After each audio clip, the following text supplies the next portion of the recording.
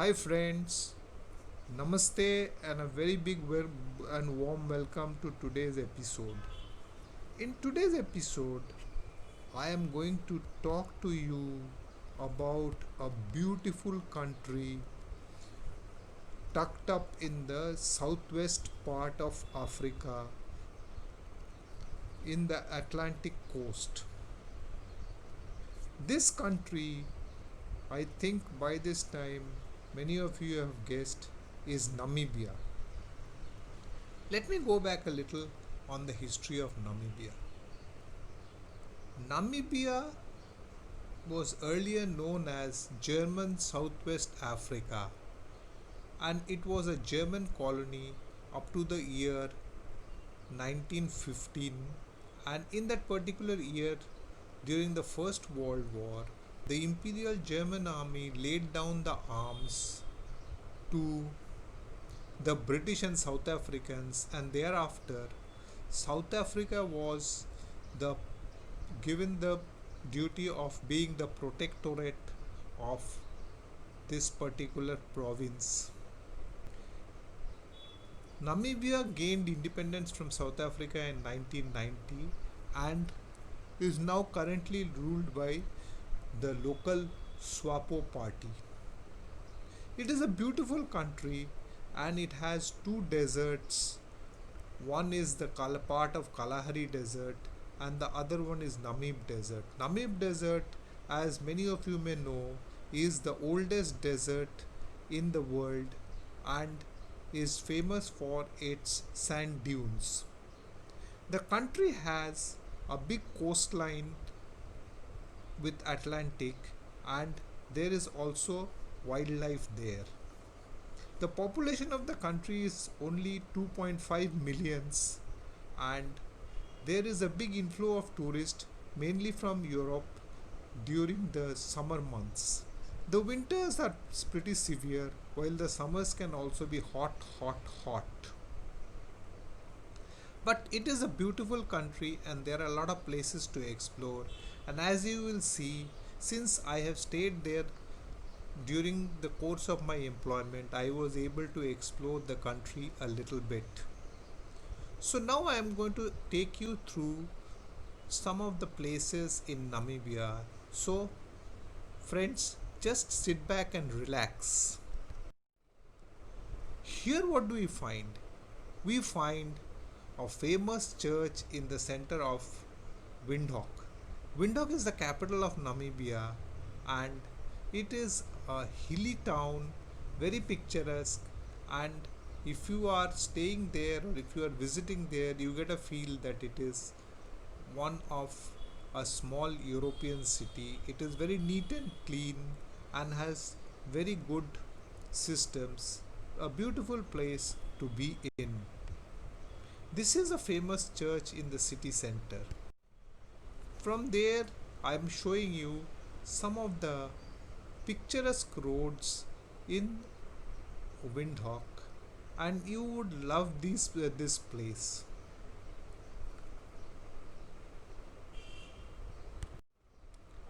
Well, one of the most important points in Namibia is Fish River Canyon.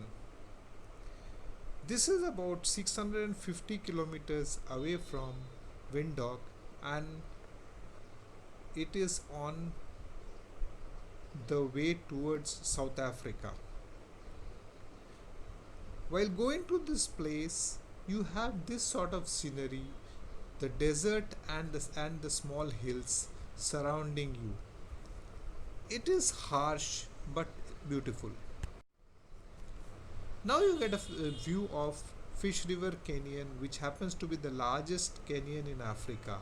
Of course, you would not compare it with Grand Canyon, but there are a lot of tourists who come to visit this place. It is worth taking a trip there in the rugged place, and you can do trekking also in this particular canyon. Here is a view of the canyon, and you have a sort of viewing platform where you can stand over the canyon and take a look at the canyon in all its splendor.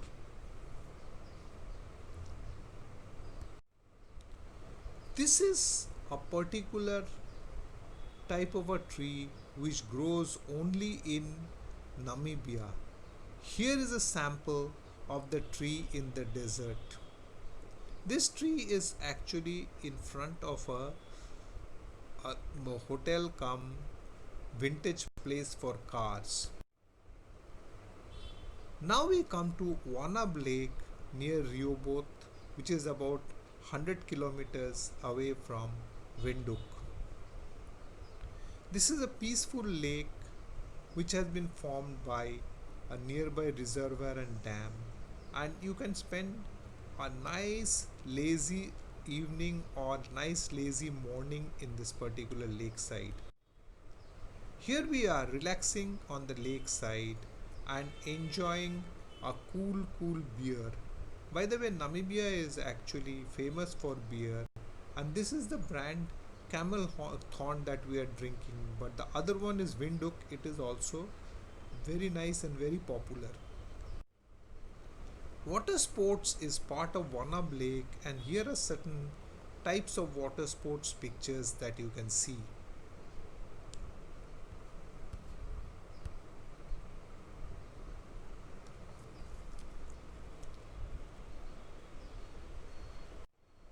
Here is another view of the lake. Nice, is it not? Very tranquil and very serene. Love to be there once more and spend some more time there. From Wanab, we come straight to Swakopmund. This is in the Atlantic coast, and this was founded by the Germans in the late 19th century and earliest 20th century, and the place is full of German architecture. This is one of the beautiful buildings that are there in Swakop. Here is a restaurant known as Jetty Restaurant. As you can see the name, it was established in 1905. This one is projecting into the Atlantic, and from there you can get some beautiful views of the ocean. Here is the Atlantic coastline taken from Jetty Restaurant. This is the view you get. In the background you see the dunes, in the foreground you see the Atlantic, and the buildings are in between. Lovely, is it not? Namib Desert meets the Atlantic Ocean. Just look at it. The desert coming up to the ocean. Did you ever find any view like this anywhere else in the world? I don't think so. Here are a pair of African parrots. Color definitely different from Indian parrots.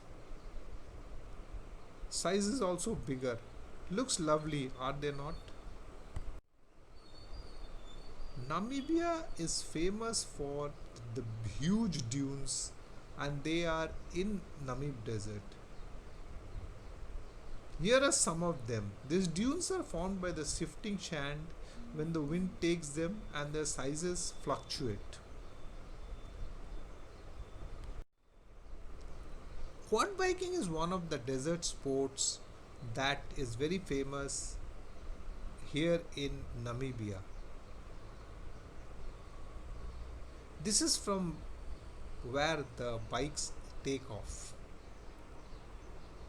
You can see the road and the dunes meeting. In the foreground is the beach that is coming from the ocean. Yeah, we did it. Quad biking on the dunes in Namibia. Believe me, it is not easy.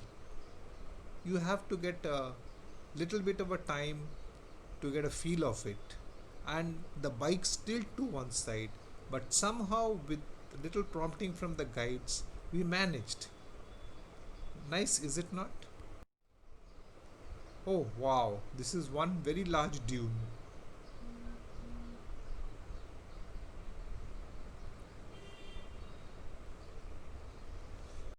This will not be easy to go up in a quad bike. See, one of the most important attractions in Swakop and Walvisby area is an Atlantic cruise. Here we are in the boat taking the cruise. We have a visitor here. A huge pelican has come down to our boat. Our guide keeps a bucket of fish and the pelican comes for the fish. What do we see? This is a colony of sea lions. During the cruise, we saw them. They have come for breeding. Huge number, and believe me, it stinks a lot. Kayaking is one of the sports which takes place in the cold Atlantic waters. Here is one of the tourists enjoying a kayaking in Tucson. Of course, we took her permission and took this shot. Nice, is it not? Here are we during the cruise, wondering at the nature and the Atlantic Ocean.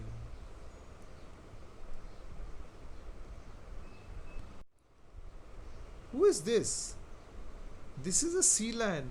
He is a visitor who has come into our boat, got attracted by the fish. Our guide said its name is Nicholas. You can touch him, but weighs about 100 kilos. This is Etosha National Park, the most famous national park of Namibia. And Namibia has got a big population of cheetah, I think highest in the African continent. Of course, since I have seen cheetah earlier, I wanted to see other animal, but I could not see a cheetah this time. What do we get here? A hyena rests in Etosha Park in the afternoon. The size is pretty big.